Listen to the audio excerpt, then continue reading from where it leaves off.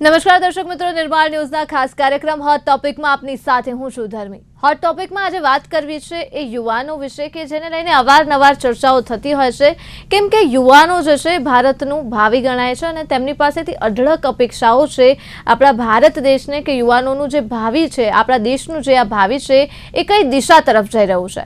ત્યારે આજે આ જ યુવાનો ઉપર ચર્ચા કરવી છે કે જે યુવાનો અન્ય કોઈ વસ્તુમાં આગળ હોય કે ન હોય પણ ટ્રાફિકના નિયમો તોડવામાં ચોક્કસ આગળ આવ્યા છે. એક એવરેજ એક સર્વે બહાર આવ્યો છે કે વર્ષ 18 થી લઈને 40 વર્ષની ઉંમરના જે યુવાનો છે, જે લોકો છે, એ સૌથી વધારે ટ્રાફિકના નિયમો તોડી રહ્યા છે. કયા કારણોસર આ યુવાનો જે છે ટ્રાફિકના નિયમો તોડી રહ્યા છે? એક તરફ આપણે ટ્રાફિક અવેરનેસની વાત કરતા હોઈએ છીએ, એક તરફ ક્યારેક એવું પણ કહેવામાં આવતું હોય છે કે યુવાનો જે છે જાગૃત થઈ રહ્યા છે, પણ વાસ્તવિકતા કંઈક અલગ છે. અનેક કારણો છે. બીજી તરફ સોશિયલ મીડિયામાં અત્યારે જે પ્રકારે વિડીયોઝ વાયરલ કરવા માટે અને જે પ્રકારે અત્યારે ટ્રેન્ડ ચાલી રહ્યો છે અને યુવાનો ખાસ કરીને તો જે પ્રકારે પોતાના વાહનો ચલાવતા હોય છે વિડીયો વાયરલ કરવા માટે, સોશિયલ મીડિયામાં સ્ટન્ટ કરવા માટેના જે પ્રકારે આ વિડીયોઝ હોય છે સામે આવતા હોય છે, એ પણ એક સવાલ છે, એક ચર્ચા માટેનો સવાલ કે કયા પ્રકારે આ જે યુવાનો છે એમની માનસિકતા છે અને શા માટે ટ્રાફિકના નિયમો એ લોકો બ્રેક કરી રહ્યા છે, તોડી રહ્યા છે, શા માટે ટ્રાફિકના નિયમો પાલન નથી કરી રહ્યા. અનેક સવાલો છે, ચર્ચા કરવી છે. જવાબ આપવા માટે આપણી સાથે જોડાયા છે એડવોકેટ સચિન પટેલ અને સાથે જોડાયા છે યુથ એક્ટિવિસ્ટ જય જોશી. સૌપ્રથમ આ બંને એક્સપર્ટનું હાર્દિક સ્વાગત છે નિર્માણ ન્યૂઝમાં. સૌથી પહેલા શરૂઆત આજના વિષયની તમારાથી કરવા માંગીશ. એઝ અ યુથ એક્ટિવિસ્ટ જય, શું માનવું છે આપનું? કેમ યુવાનો આ ચર્ચામાં આવ્યા છે? કેમ યુવાનો ટ્રાફિક રૂલ્સ ફોલો નથી કરી રહ્યા? ધર્મીબેન, સૌથી પહેલા નમસ્કાર બધા દર્શક મિત્રોને કે આજે આપણે એક બહુ જ સારા ટોપિક ઉપર ચર્ચા કરી રહ્યા છે કે અબાઉટ ટ્રાફિક અવેરનેસ, એક્સિડન્ટ્સ અને યુથનું ઇન્વોલ્વમેન્ટ એમાં. આજે આપણે જાણીએ કે આજે 18 થી 40 વર્ષની ઉંમરમાં સૌથી વધારે એક્સિડન્ટ્સ થાય છે અને ફેટલ એક્સિડન્ટ થાય છે, જેમાં કોઈનું મૃત્યુ પણ થાય છે. બટ સામે આજે આપણે એ બી જોઈએ કે કેવી રીતે આ લોકો ઇન્ફ્લુઅન્સ થાય છે, એક્સિડન્ટ્સના કારણ શું છે. આજે ઇન્ફ્રાસ્ટ્રક્ચરનો પ્રોબ્લેમ છે, ડ્રિંકિંગ ડ્રાઇવિંગનો પ્રોબ્લેમ છે, કે રોડ બરોબર નથી, કે લોકોનું માઇન્ડસેટ એવું છે કે મારે આજે બહુ જ સ્પીડ અને થ્રિલ કરીને ચલાવવું છે. આજે સરકાર એમનો આખો ફૂલ ફોર્સ સાથે કામ કરી રહી છે, પોલીસ કામ કરી રહી છે, જેનાથી એક્સિડન્ટ સૌથી ઓછામાં ઓછા થાય.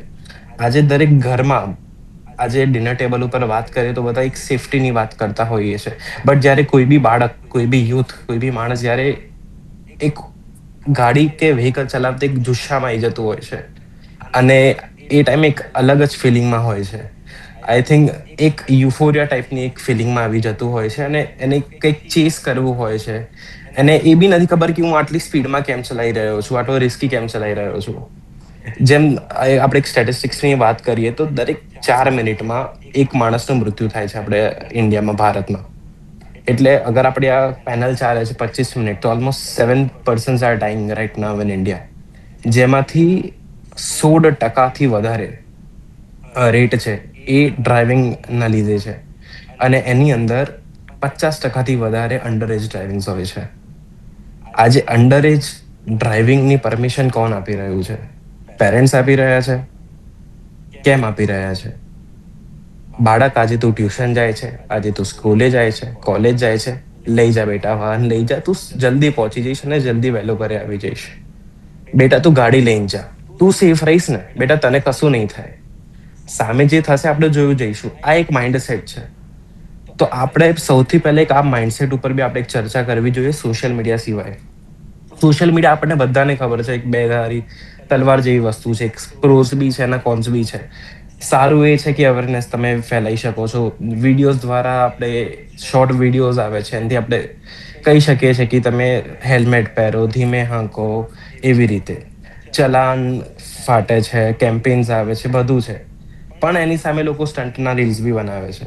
આજે લોકો બીઆરટીએસના કોરિડોર્સમાં જાય છે અને પછી વિડીયો ઉતારે છે કે અમે લોકોએ તો કાઢી દીધી ગાડી અને પછી આપણે જેટલી રેડ લાઇટ હતી એ બંધ કરી દીધી. તો ધીસ ઇઝ સમથિંગ, એક આખા માઇન્ડસેટ આખું એક અલગ દિશામાં જતું રહ્યું છે. એવા બી યુથ છે જે આ બધું ફોલો કરી રહ્યા છે, એ લોકોને એક વસ્તુ ડ્રાઈવ કરી છે, જે એવા જ યુથની જોડે અમે લોકો કામ કરી રહ્યા છે ધર્મીમાં અત્યારે અમે. બિલકુલ સચિનજી, શું કહેશો? જે પ્રકારે આ વિષય સામે આવ્યો છે, આમ જોવા જઈએ તો યુવાનોની ઘણી એવી બાબતોમાં ચર્ચા થતી હોય છે આ પેઢીની, કે આ પેઢી ખૂબ એડવાન્સ છે, આ પેઢી ખૂબ સમજદાર છે, આ પેઢી ખૂબ પ્રેક્ટિકલ છે, પણ કમનસીબે જ્યારે ટ્રાફિક રૂલ્સની વાત આવે છે, ટ્રાફિક રૂલ્સ ફોલો કરવાની વાત આવે છે, તો એ જ યુવાનો પાછળ પડી રહ્યા છે. સચિનજી, શું લાગે છે, કયા એવા કારણો છે? જેમ જયભાઈએ વાત કરી, એ માનસિકતાની દ્રષ્ટિએ વાત છે કે દેખાદેખીનો સવાલ છે? શું કારણ છે કે યુવાનોમાં ટ્રાફિક નિયમોને લઈને જાગૃતતા નથી આવી રહી? હું એક વસ્તુ કહીશ કે આવા લો હોય ને, આપણે જે ભારતીય ન્યાય સંહિતા છે, બીએનએસ છે, બીએનએસએસ માં ઘણી બધી કલમ છે. મોટર વ્હીકલ એક્ટમાં બી ઘણા બધા કાયદા બનાવ્યા છે, કડક કાયદા છે, પણ એનું ઉલ્લંઘન કરવામાં આવે છે. કેમ કે એકચ્યુઅલી છે ને, બાળકો એકલા જવાબદાર નથી. આમાં એના માતા પિતા, એના જે શિક્ષણ છે, એ બધું જવાબદાર છે. જોવા જઈએ તો અત્યારે જો તમે આ સાહેબે કીધું એમ, જયભાઈ, કે ભાઈ સોશિયલ મીડિયામાં એકબીજા જોડે દેખાદેખીનો સ્ટન્ટ અત્યારે એટલો હોપફુલી વધી રહ્યો છે કે ભાઈ તું બાઇક લઈને નીકળ તો હું 10ની સ્પીડે ચલાવું તો હું 20ની સ્પીડે ચલાવીશ. હરીફાઈ અને સોશિયલ મીડિયામાં ઇન્ફ્લુઅન્સ તરીકે એટલું વાયરલ કરવા માટે, એના ફોલોઅર્સ વધારવા માટે, એના વિડીયોઝ જોવા માટે, આ બધી બહુ મોટી મોટી જવાબદારીઓ છે. બીજું કે પોલીસ દ્વારા જે પગલાં ભરવામાં આવે છે, ખાલી ચલન આપવાનો નહીં. જો છોકરો હોય તો એના મા બાપનું બી લાયસન્સ સસ્પેન્ડ થઈ જવું જોઈએ.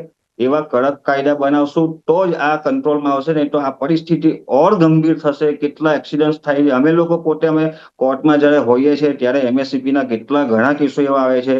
લોકો કે અહીંયા આપણે સુરતની વાત કરીએ કે અત્યારે જે નવો ગૌરવપથ બન્યો છે, બીજો કે એક રિંગ રોડ બન્યો છે, ત્યાં દિન દહાડે આટલા મોટા એક્સિડન્ટ થાય છે, છતાં પણ પોલીસ કેવું કે કેસ ગુનો દાખલ કરીને બીજું જામીન લાયક ગુનો હોય તો એને છોડી દે છે.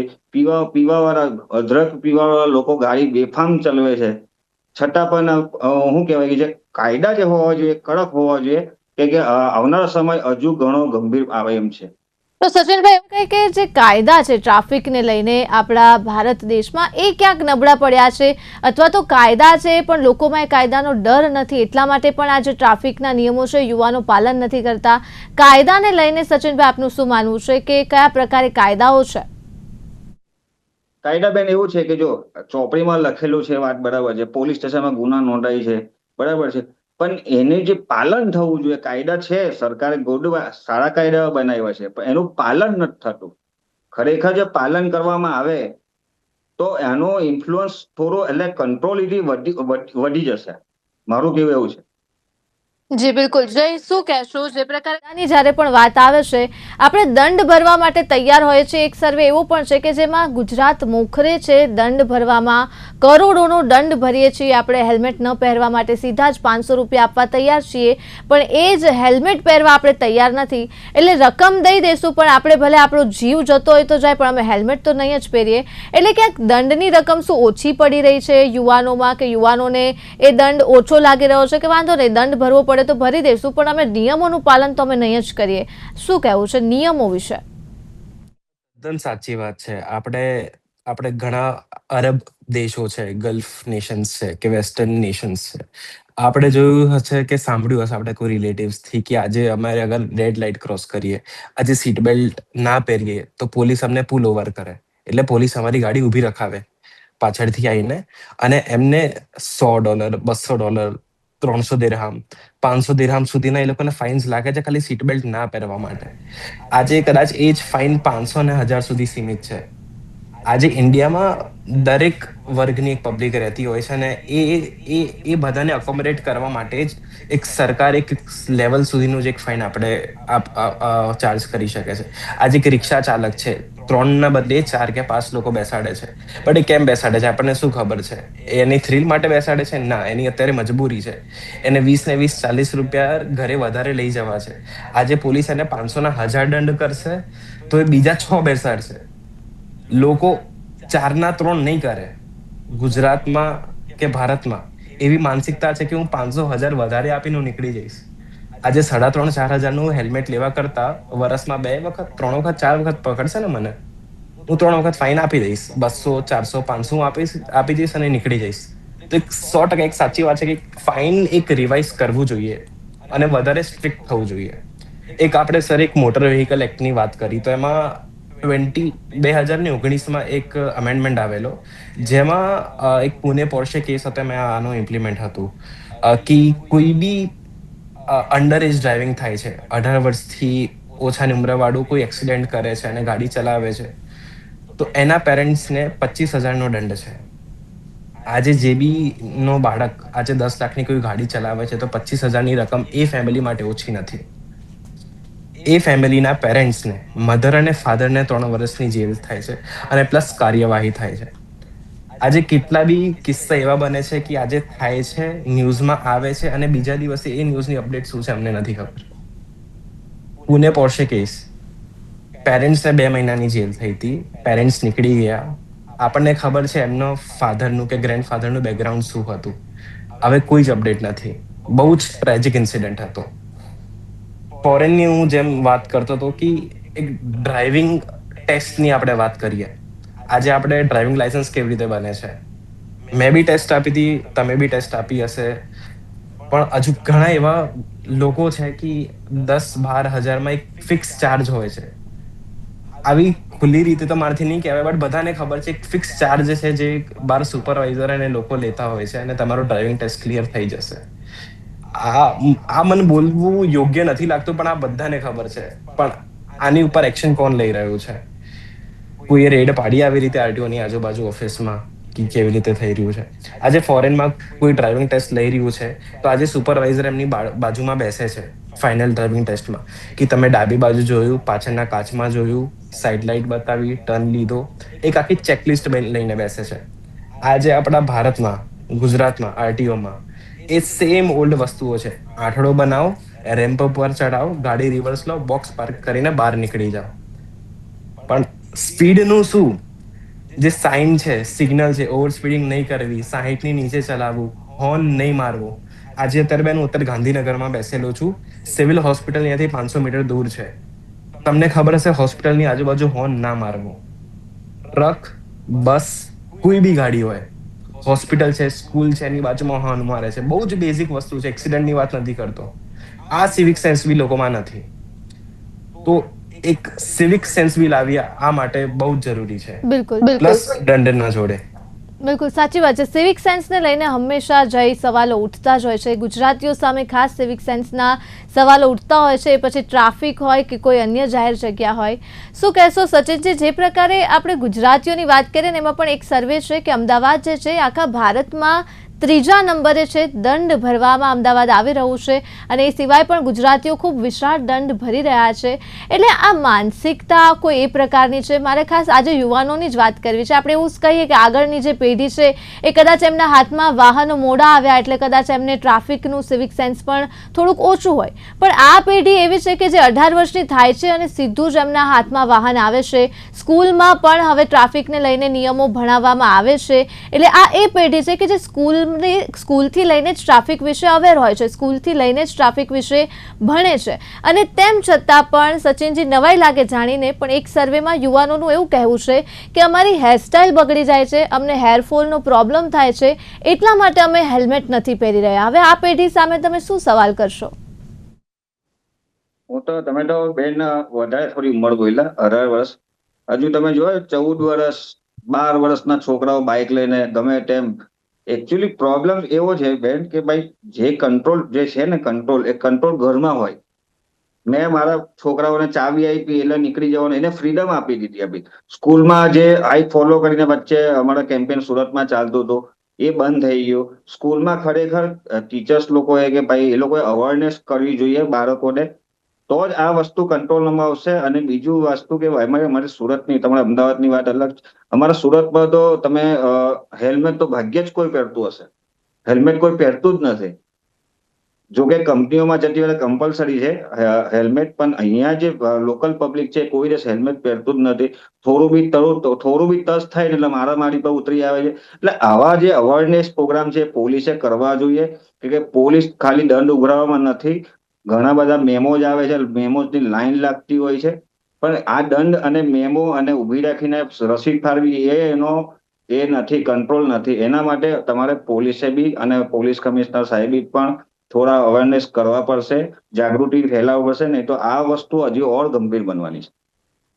પહેલાના સમયની અને અત્યારના સમયની જો કમ્પેરિઝન કરીએ આપણે સચિનજી, તો પહેલાં હિટ એન્ડ રનના એક્સિડન્ટ હોય કે પછી ડ્રિંક એન્ડ ડ્રાઈવના એક્સિડન્ટ હોય કે ગમે અન્ય કોઈ હોય, એ કિસ્સાઓ ઓછા હતા.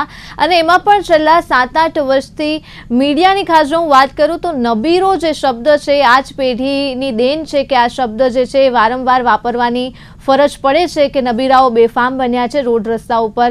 એ પછી ક્યારેક રીલ સામે આવતી હોય, ક્યારેક લક્ઝરિયસ ગાડીનો કાફલો રોડ ઉપર ચાલતો હોય અને એ પ્રકારની ધોમ ધખાર જે ગાડીઓ છે એ જતી હોય રસ્તા ઉપર કોઈ પણ પરવા વગર.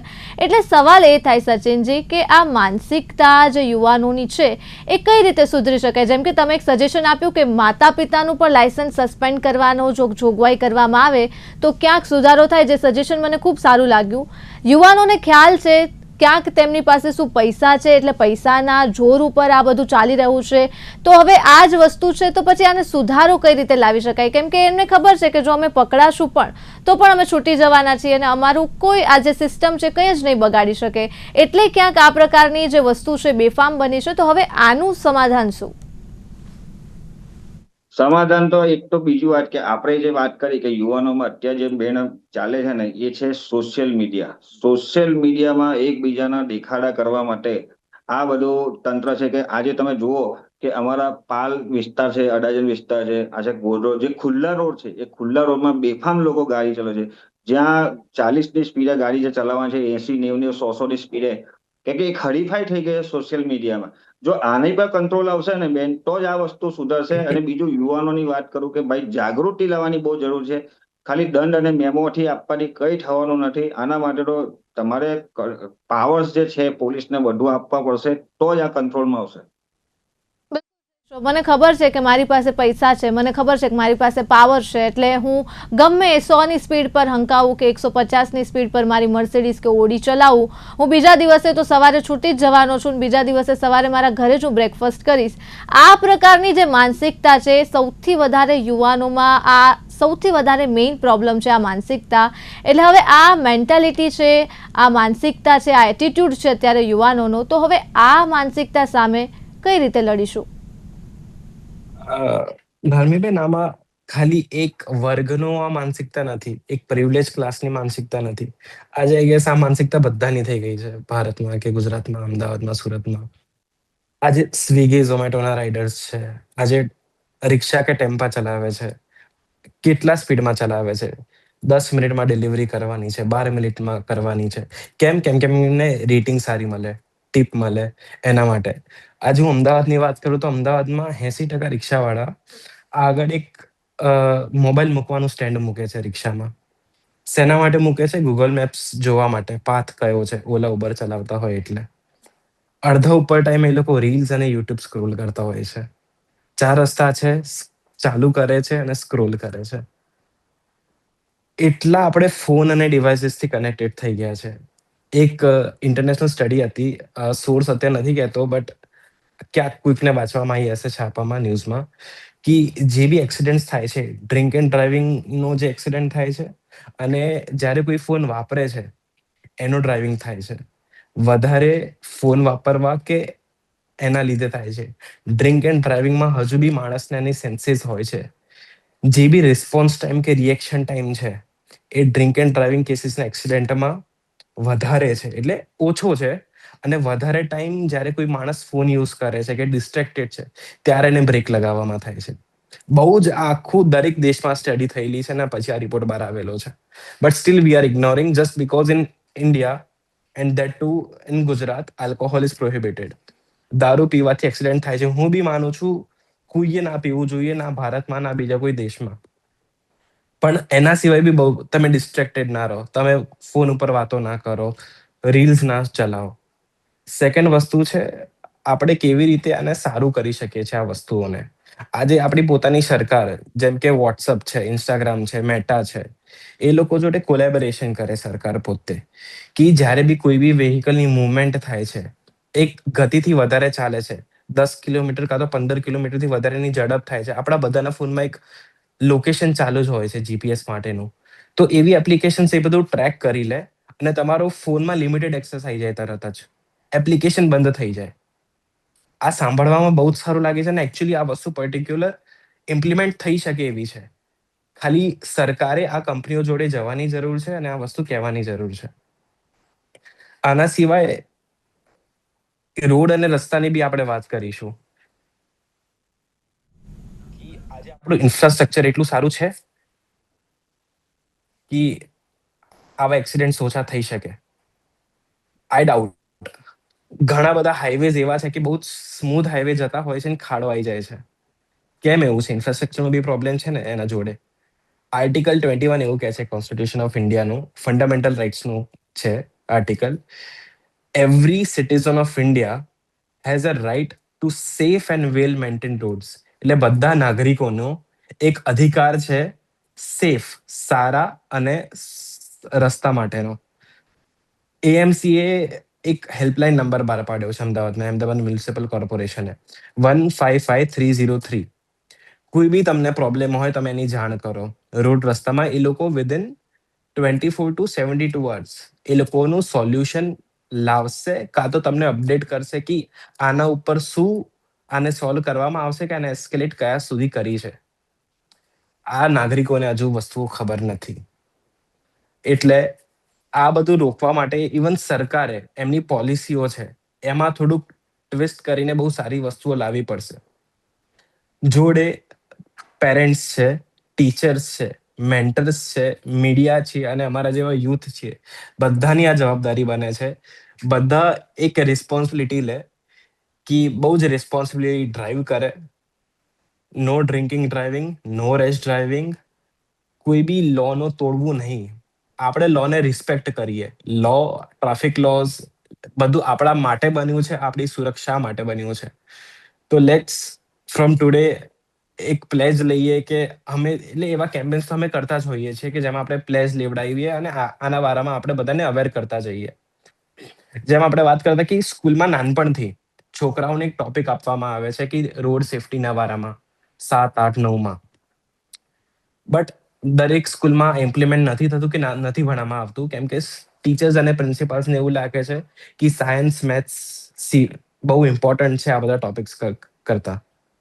તો હું કહીશ આજે કોઈ બી કોલેજના ઓરિએન્ટેશન પ્રોગ્રામ હોય છે જે આપણને ખબર હોય છે 6 થી 7 દિવસ એક પ્રોગ્રામ હોય છે જેમાં એક છોકરું સ્કૂલથી એક કોલેજની લાઈફમાં આવે છે. તો એક ટ્રાન્ઝિશન પીરિયડ હોય છે જેમાં એને બધું સમજાવવામાં આવે છે. તો એક એવું મોડ્યુલ આપણે ઓરિએન્ટેશન પ્રોગ્રામમાં આવે કોલેજીસમાં કે એક સિવિક સેન્સ માટે, ટ્રાફિક માટે, સેફટીની અવેરનેસ માટે. જી. તો આપણે આવી વસ્તુ ઇમ્પ્લિમેન્ટ કરી શકીએ છીએ અને આઈ હોપ કદાચ નિયર ફ્યુચરમાં બધું થઈ બી શકશે અને આવા એક્સિડન્ટ્સ, અકસ્માતો ઓછા થશે. અને જે શબ્દ યુથ માટે એઝ અ નબીરો વપરાય છે એ બહુ જ ઓછો થઈ જશે અને એક પોઝિટિવ ઇમ્પેક્ટ ક્રિએટ થશે આ વસ્તુઓથી, એવું મારું માનવું છે. બિલકુલ સાચી વાત કરી છે. જ્યારે ટ્રાફિકની સમસ્યાની વાત કરતા હોઈએ આપણે, એટલે ક્યાંક એ ખૂબ સાચી વાત કરી છે કે સ્કૂલમાં પણ મેથ્સ અને સાયન્સ વધારે ઇમ્પોર્ટન્ટ હોય છે ટ્રાફિકના સમસ્યાને સમજાવવા કરતાં. અને કમનસીબે એનું પરિણામ જે છે એ સીધું જ આપણને રોડ રસ્તા ઉપર જોવા મળતું હોય છે.